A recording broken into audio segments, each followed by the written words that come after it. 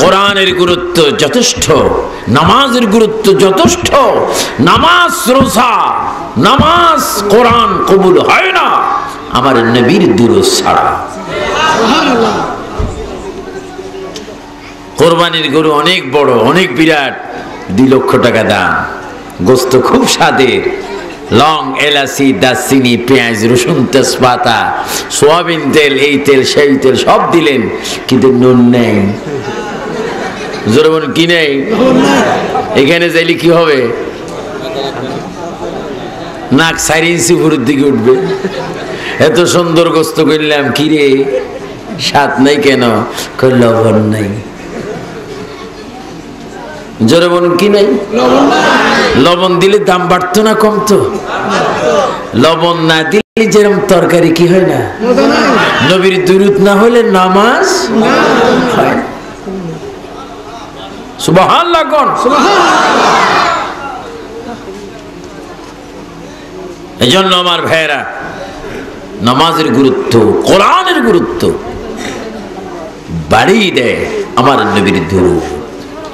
কারণ আল্লাহ পাক নবীর শানে বলেছেন ওয়ারাফা'না লাকা।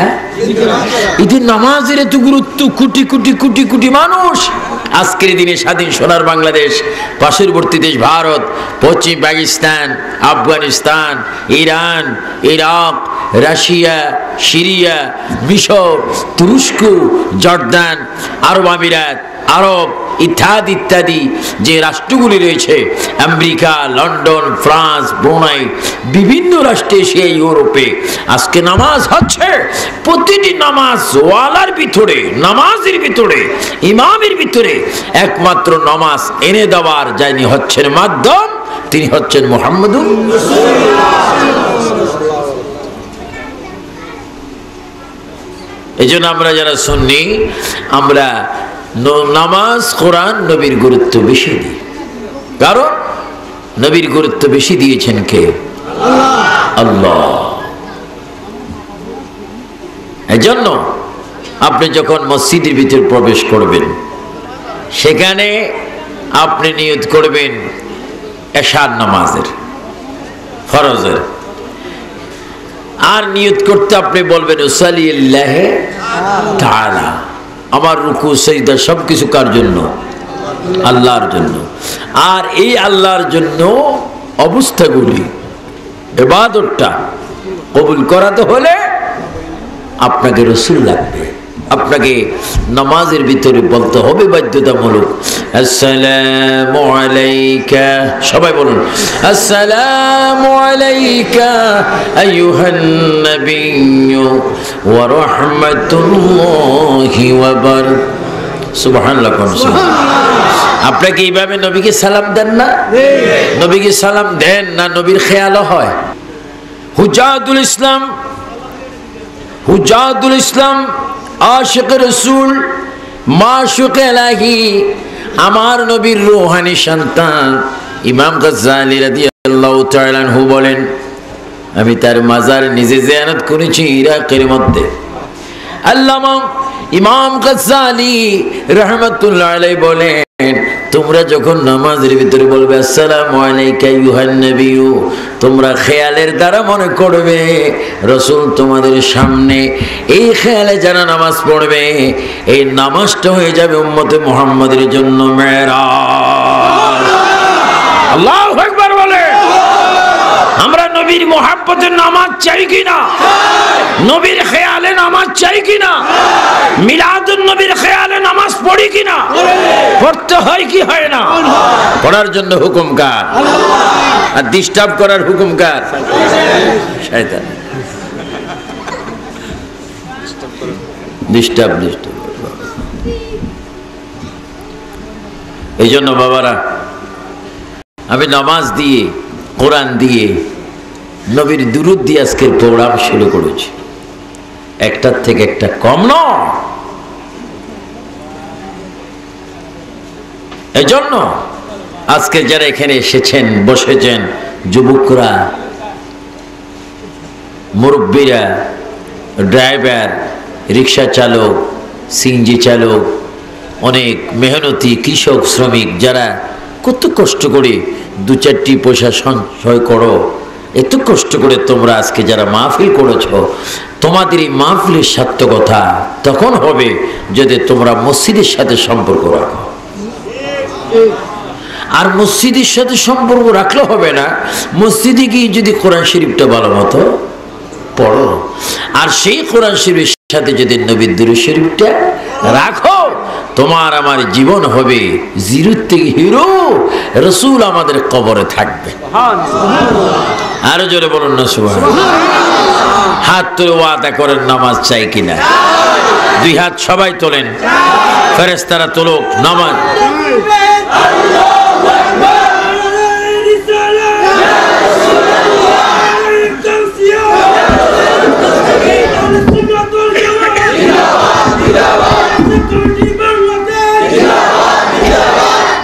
আমিন বলুন আমিন। কি চাই? কি চাই? নামাজ চাই। আরো জোরে কি চাই? দৈনিক কয়েক তো আল্লাহ যেন কবুল করে আমিন বলুন।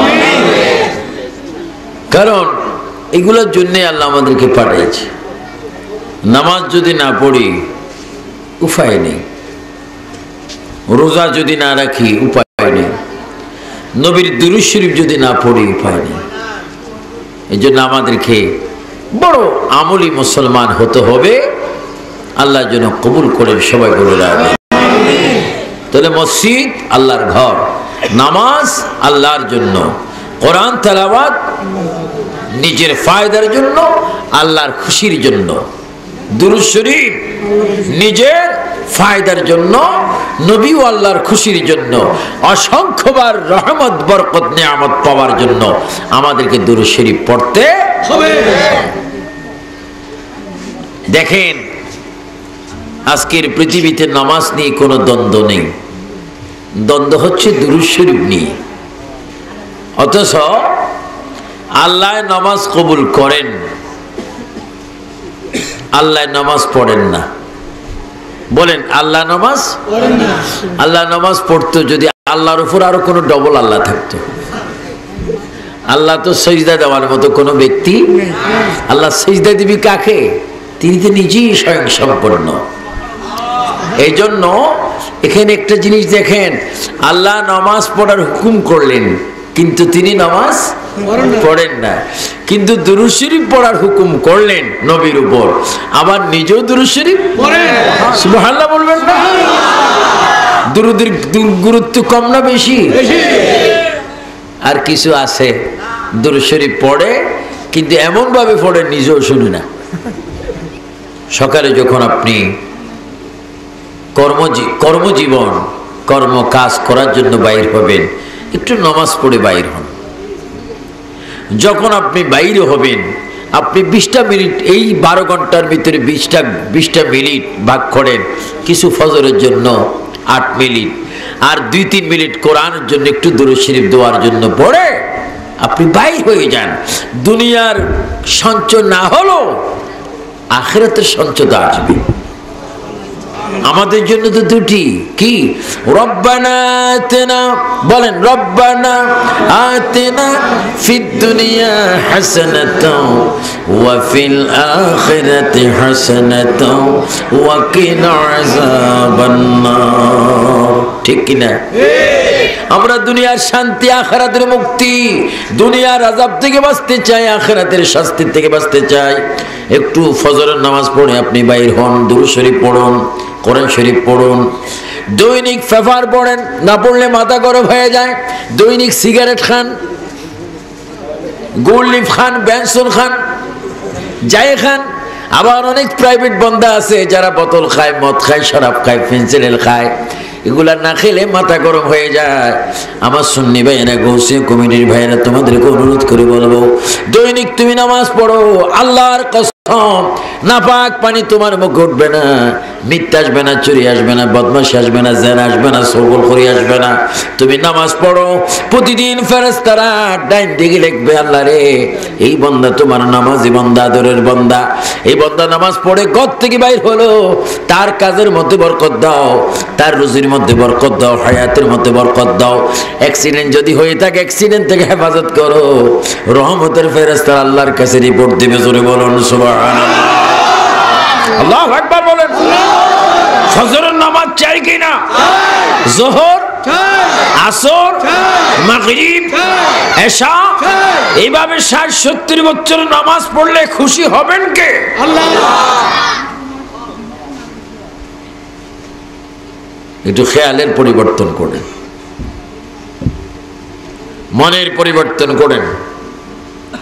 বাঁচবেন বা কয়দিন? কোন মানুষের হায়াত যদি 60 থাকে, 60, হ্যাঁ 40 যদি চলে যায় আর কত? 60 যদি হয় 50 গেলে 10, 60 যদি হয় 30 গেলে 30, 60 যদি হয়, যদি 45 চলে যায় আর কত? 15। তাহলে আর কদিন বাঁচবেন? বেশি দিন না। মৃত্যু এমন এক জিনিস, আমাদের প্রধানমন্ত্রী মাননীয় শেখ হাসিনা, ওনার স্বামী বড় একজন জ্ঞানী ছিলেন, মারা গেছে, আজকে দুনিয়াতে নেই। ইচ্ছা করলে তো বিশ্বের শ্রেষ্ঠ হাসপাতালে নিতে পারতেন, কিন্তু নিলে কি হবে? মৃত্যু তো আছে, এর মধ্যে কোনো সন্দেহ নাই। মৃত্যু আছে কিনা? আছে।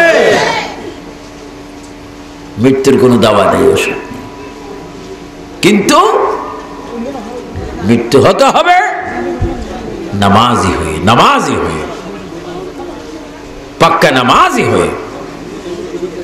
এই জন্য আমি আপনাদেরকে অনুরোধ করে বলবো, আপনারা যতদিন আল্লাহর জমিনে থাকবেন ততদিন 5 ওয়াক্ত নামাজ পড়বেন। আমিন বলেন।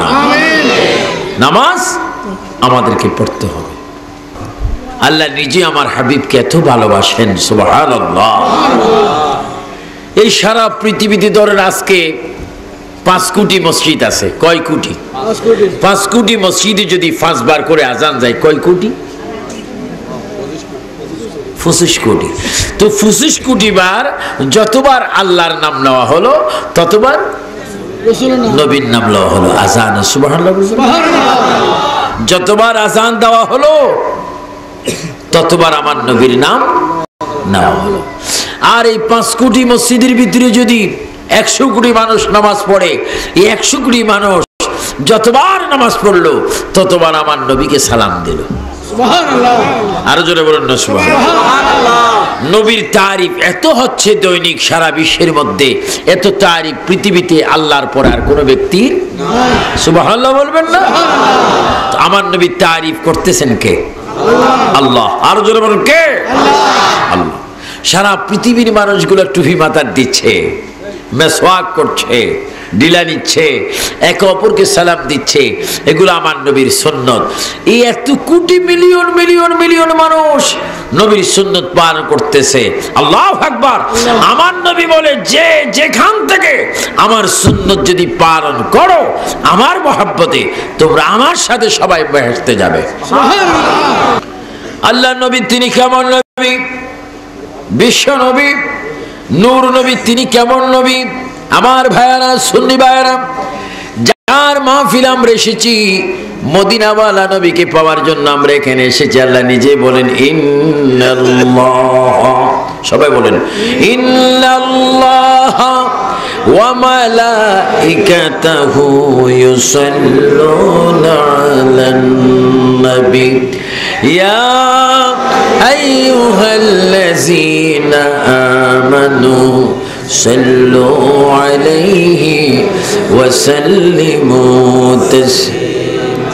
আল্লাহ নিজে বলেন, ইন্নাল্লাহ, নিশ্চয় আমি আল্লাহ, নিশ্চয় আমি প্রভু, ইন্নাল্লাহ ওয়া মালা, এবং ফেরেশতারা, ওয়া মালাইকাতাহু ইউসাল্লুনা আলান নবী, নবীর উপর দরুদ শরীফ পড়তেছি, রহমত দিচ্ছি, বরকত দিচ্ছি। ইয়া আইয়ুহাল্লাযীনা আমানু বলেন ইয়া আইয়ুহাল্লাযীনা আমানু সাল্লু আলাইহি ওয়া সাল্লিমু তাসলিমা। চিৎকার দিয়ে বলেন সুবহানাল্লাহ। আল্লাহ নিজে আমার নবীর উপর দরুদ শরীফ পড়েন, রহমত দিচ্ছেন, ফেরেশতারা পড়ছেন, সুন্নি যারা ঈমানদার যারা তাদেরকেও পড়ার জন্য বলেছেন, হুকুম দিয়েছেন। আমার নবীর দুরূদ, আমার নবীর দুরূদ শরীফ এত বড় দামি ফায়দাময় ইবাদত। এজন্য আমার ভাইয়েরা, আমার নবীর উপর পরিপূর্ণ ঈমান আনবেন, নবীর উপর থাকবেন। আর যদি নবীর উপর আপনি দুরূদ শরীফ পড়তে পারেন, নামাজের ভিতরে যদি দুরূদ শরীফ পড়তে পারেন, এই দুনিয়ার থেকে আপনি যেই দিন চিরবিদায় হয়ে যাবেন, আপনার স্ত্রী আপনার পর হয়ে যাবে, আপনার ছেলে মেয়ে জামাই পর হয়ে যাবে, ভাই ভাইয়ের জন্য পর হবে, মা মেয়ের জন্য, মেয়ে মায়ের জন্য, স্বামী তার স্ত্রীর জন্য, স্ত্রী তার স্বামীর জন্য, কমিশনার তার ভোটারের জন্য, ভোটার তার কমিশনারের জন্য, একে অপরের পর হয়ে যাবে। ইমাম সাহেব খতিব সাহেব মুসল্লির জন্য পর হয়ে যাবেন, মুসল্লি খতিব সাহেবের জন্য পর হয়ে যাবেন, মুতওয়াল্লি পর হয়ে যাবেন, সব পর হবে। কিন্তু আমার রাসূল বলে, উম্মত রে, সবাই তোকে ছেড়ে যেতে পারে, আমি তোকে ছাড়তে পারি না, কারণ তুই জান দিয়ে আমার দুরূদ শরীফ পড়েছিলি। জোরে বলুন সুবহানাল্লাহ।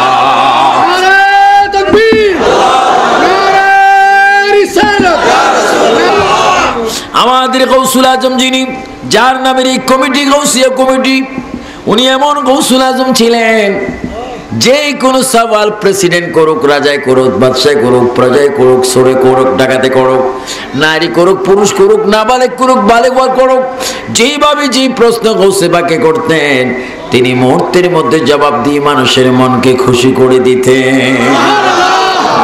কোন মানুষ যদি বলতেন, হুজুর গৌসুল আজম, আমার দাদা কবরের ভিতর অনেক বছর ধরে, আমার মনে চায় আমার দাদার সাথে আমি একটু কথা বলবো, আমার দাদাকে আপনি একটু জিন্দা করেন, তিনি জিন্দা করাইয়া দাদার সাথে নাতির কথা বলাইয়া আবার কবরে পাঠাই দিতেন। জোরে বলুন না সুবহানাল্লাহ। আর আমাদের বাংলাদেশ নয়, শুধু পৃথিবীতে অনেক গৌসুল আজম আছে, যদি বলে তোমার দাদার একটু তোলো, আমার দাদা যদি হঠাৎ উঠে আমি নিজেই ফলাই।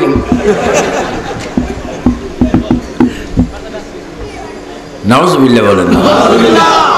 আল্লাহ পাক বেয়াদবির থেকে আমাদেরকে হেফাজত করুন। আরো জোরে বলো আমিন। এখন সায়েন্সের যুগ তো, গৌসুল আজম বানানো যায়, সায়েন্সের যুগ, বিভিন্ন রং বাইরে এসে তো দেওয়ালে লিখলে গৌসুল আজম হয়ে যায়। আর হুজুর আব্দুল কাদের জিলানী ওলি দেওয়ালে চিৎকার দিতে বলতো, ইনি আল্লাহর ওলি। আরো জোরে বলুন না সুবহানাল্লাহ। যেখানে থাকো, যেথায় থাকো, নবীর দুরূদ ছাইরো না, নবীজির দুরূদ না সারিলে নবীজি আমাদের ছাড়বেন না। আল্লাহ জোরে জোরে।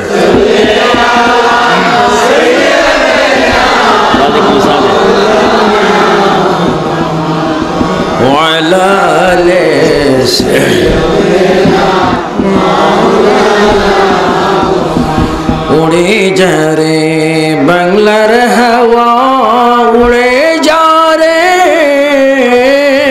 মদিনা, বলেন উড়ে যা রে বাংলার হাওয়া, উড়ে যা রে মদিনা।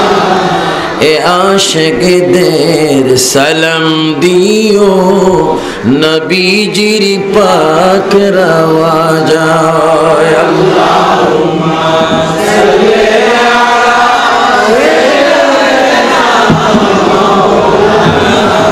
মুহাম্মদ ওয়া আলা আলি সাইয়্যিদিনা মাওলানা। আমার নবী ও উম্মত, পৃথিবীর সব তোমাকে বলে যাবে, কবরের খাটের মধ্যে তোমার লাশটা নিচের দিকে যখন নামিয়ে দেবে, এমন একজন আত্মীয় পাবে না যে আত্মীয় বলবে আমার বাবার সাথে আমি কবরে যাব, আমার মায়ের সাথে আমি কবরে যাব, আমার ভাইয়ের সাথে আমি কবরে যাব। আবু সুফিয়ান আবিদ আল কাদেরী উনি অনেক বড় একজন বক্তা ছিলেন, সারা বিশ্ব ঘুরতেন। উনি মারা গিয়েছেন, আমি যেখানে সেখানে তার ওয়াজ শুনতাম। উনি মারা গেছেন, আমি তার কবরে যাব। একজন ভক্ত মুরিদান আমি পাবো না। আল্লাহর নবীর উম্মত কেউ যায় না, কেউ যায় না, কেউ যাবে না, কোনদিন কেউ কেউ কবরে যায় না। যদিও আমি মদিনায় ঘুমাচ্ছি, তুমি কখন মরবে, কোন দিন মরবে, কি ইংরেজি মাসে মরবে, আরবি মাসে মরবে, বাংলা মাসে মরবে, কি সোমবারে, মঙ্গলবারে, বুধবারে, বৃহস্পতিবারে মরবে, কি সকালে, দুপুরে, সন্ধ্যায় মরবে, আমি রাসূল তোমার খবর রাখি। কারণ তুমি যে মুহাব্বতে দুরূদ পড়ো তার আওয়াজ আমার নিজের কানে শুনি। তুমি যেই দিন মরে যাবে, মরার পরে জানাজা হবে, ওই জানাজা আমি নবী শরীক হয়ে যাব।